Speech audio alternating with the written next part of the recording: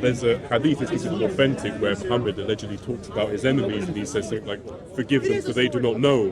That's the gospel. Yeah. Isn't it weird? The first place they go to is in the heart of where the gospel is understood. Yeah. Christianity was all through the Middle East. Yeah. The Islamic world is not the Islamic world. It is occupied land. It doesn't belong to Arabs. It belongs to Assyrians, Phoenicians, Copts. What I'm seeing in places like Kurdistan and Iran, they're throwing off Arabization, and long may it continue. Because when you were a Muslim, it would have been seen as unfitting or unseemly for you to marry an Arab woman. Yeah, that's true. That's racism. You have a lovely day, and thank you very much for being sincere and fair. Have a good day. God bless. Well done, Bob. It's an interesting thing you mentioned that. Yeah. Because I remember when I was doubting Islam, I looked at the historical evidence, what we actually know about the spread of Islam. Yeah. And the first place they went to conquer was Jerusalem, Yeah. which was ruled by the Byzantines. Yep. A well-versed, literate, competent society which kept records. Yep. But the records of what happened bring the Islamic narrative of history into disrepute. Yeah, they do. Because I don't know if you've heard of a historian called Tom Holland. Yeah, I know Tom He Holland, done some fantastic work on this. So they didn't actually have a name for a prophet. They didn't have a name for Mohammed at first. They didn't have a name for the religion. They described themselves as al-mu'mineen, the believers, but didn't say in what. Yeah. In fact, one of the first things they've done was they started praying on the Temple Mount, and the Christians of the Byzantine Empire that had just been conquered in that region, they first suspected it was some sort of Jewish conspiracy. Yeah. They had no idea that this was a new religion or anything. They thought it was a Jewish messianic political plot, as had been done previously against like the Roman Emperor Hadrian, where they took Jerusalem before Christianity was. They thought it was something like that again. But what's interesting is there's no mention of the name Muhammad. There's no azan. So the whole Islamic history goes into disrepute because the actual people that were there documented it. Said, we don't know who they follow. We don't know the name of their religion. There's no adhan. The whole Islamic story goes into disrepute because they made the mistake of, I think for political reasons, the first place they went to conquer was a literate, competent society that kept records. And the other problem is that when you look at the hadiths and the emergence of hadiths emerged organically. They didn't emerge by a deliberate decision of the community. They kind of stumbled into it. And so most of your hadiths start to emerge 100 years after Muhammad. And that means that you've got this 100-year gap in which literally anybody can make up anything. It's like recently we were saying to that young man about them being added over time. For example, there's a hadith that's considered authentic where Mohammed allegedly talks about his enemies and he says something like, forgive them for they do not know. And I was thinking, that sounds strangely familiar, doesn't it? That's the gospel. Isn't it weird? The first place they go to is in the heart of where the gospel is understood. And that's what they come up with in that time span when they're being compiled. Another example, and a lot. So the hadiths are created for a number of different reasons. One of them is to answer legal questions. Because Islam, because it was it's like a cheap man's knockoff of Judaism. It basically is a very legalistic religion. And once the Arabs expanded beyond the Arabian Peninsula, you got different parts of the world suddenly having to answer, okay, how do we establish Islam? And so you get these different rulings being made, but these rulings had to be justified somehow. And so you get these really random hadiths like, and I'm going to make something up now, not a real hadith. So, something like, oh, and I remember that the Prophet used to suck the bone of a chicken. And it's just that one, it'll be just like one little factoid that's completely out of nowhere, that stands totally in isolation. And it's like, who the hell remembers that? Why would you remember that? But the reason why that is remembered is because it plays into a debate about fiqh, it plays into a debate about Sharia. And so that's one driving. As you go along. Exactly. The other one is as propaganda. So the famous one, Sahih al-Bukhari, where they talk about Heraclius wanting to convert to Islam.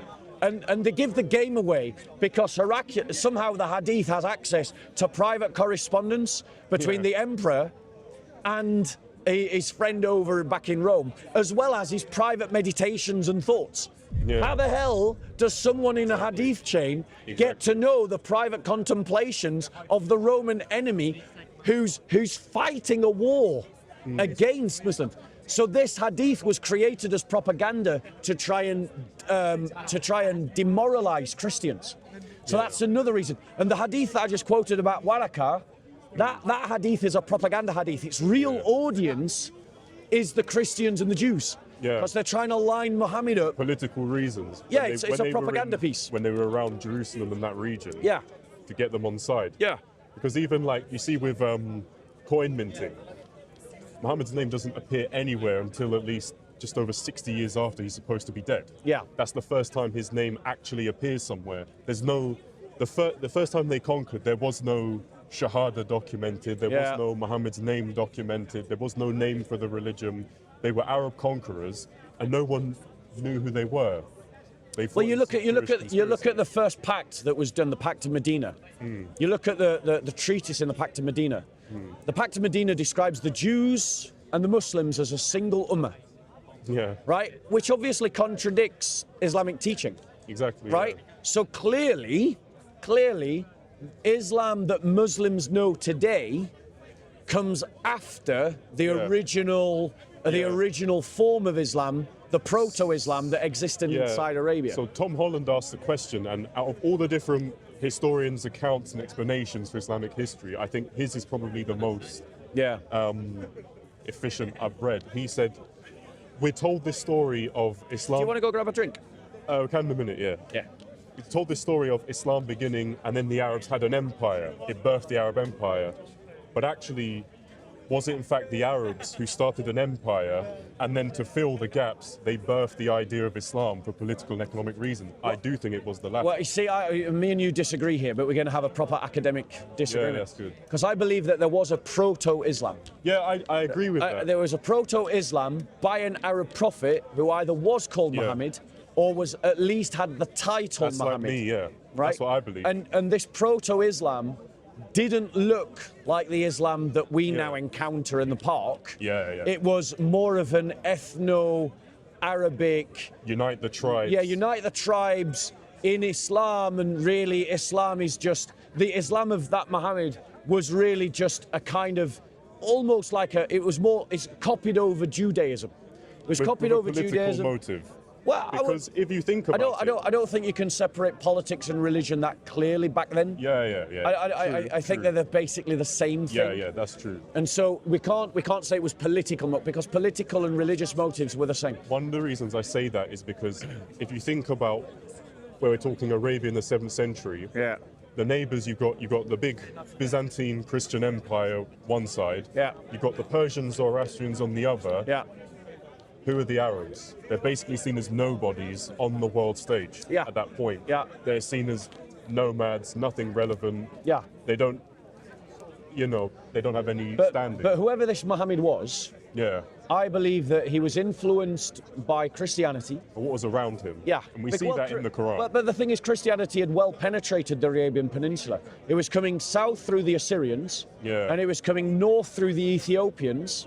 Are you telling me that when you've got a Christian colony settled in the southern part of the peninsula, Christians in the northern part of the peninsula, that there's not going to be Christians travelling between and up and down the region? I don't know if you know that. I sent this to JC actually.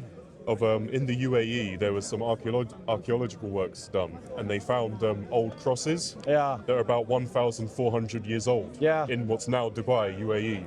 So they're pretty sure that region was a Christian settlement. Well, Christianity was all through the Middle East. Anyone who says that the Islamic world is the Islamic world, but then criticises Western colonialism, is a moron. The Islamic world is not the Islamic world. It is occupied land. It doesn't belong to Arabs. It belongs to Assyrians, Phoenicians, Copts, Berbers, and countless Kurds, and Yazidis, and countless other groups who all became the victims of an Arab Islamist colonial project. And what I'm seeing in places like Kurdistan and Iran, like the Persians, is that they're throwing off Arabization. They're throwing off Arabization, and long may it continue. And Islam is such that even in Turkey, most Turks are actually just Greeks.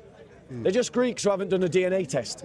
But if they do a DNA test, they're going to work out that they're actually Greeks who've been Turkified. Yeah. Because when the Muslims, when the Turks embraced Islam, they also embraced its ethnic imperialism. Yeah. And they Turkified a whole bunch of Greeks. They took a lot of concubines as well, Yeah. things like that. Yeah, exactly. Like even, have you seen the photos of what would be the sons and daughters of what was the caliphs? Have you seen them, how they look? They're all like blonde hair, blue eyes. They look like a bunch of German teenagers. I think that's the introverted racism that you find in the hadiths. Because Mohammed looked like a white man, according to the hadith. Oh yeah, he was fair-skinned. Fair-skinned, white. Yeah. White sides, white belly, white palms of hands, white underarms. Yeah. Like the guy ain't. White reddish. Yeah, skin, yeah, exactly. So according to the hadiths, and I remember once debating in this park, and I pointed that out, and then some of the Muslims said, no, Mohammed was black, and then another Muslim got offended by the idea that Mohammed should be described as black. Yeah. And they ended up arguing with one another. Yeah, you know, and I think that's quite telling about the kind of the sub-racism that flows in Islam.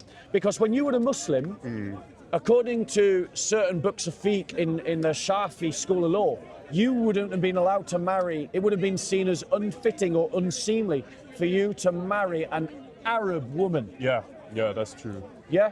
And even, that's racism. And even the incident, supposedly, according to hadith, Muhammad was walking, I think, in Medina. He come across an Arab man, discovered he was a slave, so he bought his freedom for the price of 2 male black slaves. Yeah. He set a price. Yeah. It took 2 black male slaves to buy 1 Arab man. Yeah. And so, if that's the kind of economy that Muhammad established. And then we see for 1,400 years a constant stem of African slaves going into the Arabian Peninsula. Which nobody ever talks about. Yeah. Yeah. And their economy was dependent. Where's all the reparations that people are calling for from the Arab world? I said that to Mr. IC3. I said, when people talk about reparations, no one ever talks about even Qatar. I found this online and I checked to see if it was real, and it was. It was an American-made documentary from the 1960s, just before they banned it. An open-air slave market where they had naked Africans brought in, all being inspected to be sold in the middle of the town, surrounded by tents. Yeah. It was mainstream practice. The economy was dependent on it. Because they weren't builders, they weren't doing maths, science, they didn't have oil there. They get the slaves to do it. Yeah. And this is the point. Like, people criticize me because I viciously criticize Islam.